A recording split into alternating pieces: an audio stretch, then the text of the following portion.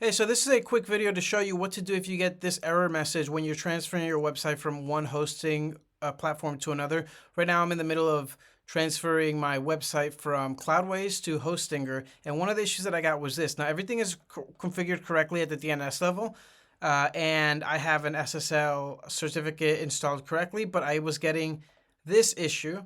So the issue here is there's something different between the server configurations from Hostinger and from Cloudways and Hostinger, and it has to do with the caching. Now, what I ended up doing was just looking for the object caching file and deleting it, and it just fixed the problem. So what I did essentially was I went over here, went over to, and this you can only do this after the website is fully transferred over, pulled over, and you think everything is working well, but then all of a sudden it's just not working well, and you're getting that error. Now what I did was go to File Manager, and then I get my whole file directory over here, which is pretty cool.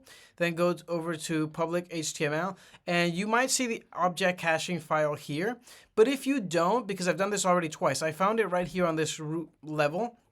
But if you don't, you can also find it in WP content, and that's where I found it. It was down there somewhere, and that's what was causing that configuration issue. Now all I did was imagine this is it. I just went over and clicked delete, and that saved it. Or you can just, if you don't want to delete it because you're concerned that you might mess something up, just rename it to something different so that when the platform tries to look for that file, it can't anymore, and it assumes that it's deleted.